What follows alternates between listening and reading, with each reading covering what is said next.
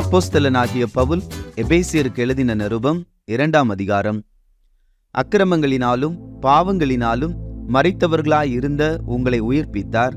அவைகளில் நீங்கள் முற்காலத்திலே இவ்வுலக வழக்கத்திற்கேற்றபடியாகவும் கீழ்ப்படியாமையின் பிள்ளைகளிடத்தில் இப்பொழுது கிரியை செய்கிற ஆகாயத்து அதிகார பிரபுவாகிய ஆவிக்கேற்றபடியாகவும் நடந்து கொண்டீர்கள்.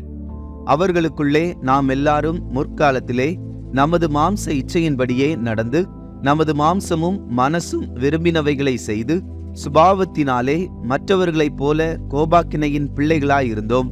தேவனோ இரக்கத்தில் ஐசுரியம் உள்ளவராய் நம்மில் அன்பு கூர்ந்த தம்முடைய மிகுந்த அன்பினாலே அக்கிரமங்களில் மரித்தவர்களாயிருந்த நம்மை கிறிஸ்துவுடனே கூட உயிர்ப்பித்தார். கிருபையினாலே இரட்சிக்கப்பட்டீர்கள்.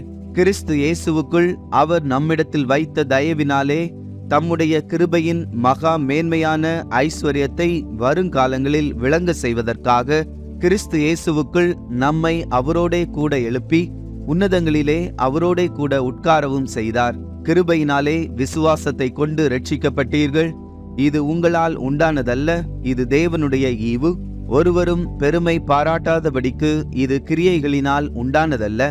ஏனெனில் நற்கிரியைகளை செய்கிறதற்கு நாம் கிறிஸ்து இயேசுவுக்குள் சிருஷ்டிக்கப்பட்டு தேவனுடைய செய்கையாயிருக்கிறோம். அவைகளில் நாம் நடக்கும்படி அவர் முன்னதாக அவைகளை ஆயத்தம் பண்ணியிருக்கிறார். ஆனபடியினால் முன்னே மாம்சத்தின்படி புறஜாதியாராயிருந்து மாம்சத்தில் கையினால் செய்யப்படுகிற விருத்த சேதனம் உடையவர்களால் விருத்த சேதனம் இல்லாதவர்கள் எண்ணப்பட்ட நீங்கள் அக்காலத்திலே கிறிஸ்துவை சேராதவர்களும் இஸ்ரவேலுடைய காணியாட்சிக்கு புறம்பானவர்களும் வாக்குத்தத்தத்தின் உடன்படிக்கைகளுக்கு அந்நியரும் நம்பிக்கை இல்லாதவர்களும் இவ்வுலகத்தில் தேவனற்றவர்களுமாயிருந்தீர்கள் என்று நினைத்து கொள்ளுங்கள். முன்னே தூரமாயிருந்த நீங்கள் இப்பொழுது கிறிஸ்து இயேசுவுக்குள் கிறிஸ்துவின் இரத்தத்தினாலே சமீபமானீர்கள்.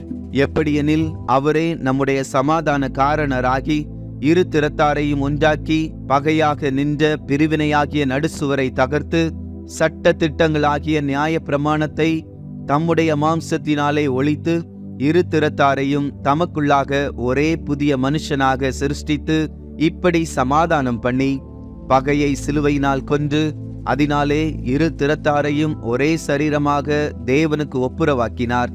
அல்லாமலும் அவர் வந்து தூரமாயிருந்த உங்களுக்கும் சமீபமாயிருந்த அவர்களுக்கும் சமாதானத்தை சுவிசேஷமாக அறிவித்தார். அந்தபடியே நாம் இரு திறத்தாரும் ஒரே ஆவியினாலே பிதாவினிடத்தில் சேரும் ஸ்லாக்கியத்தை அவர் மூலமாய் பெற்றிருக்கிறோம்.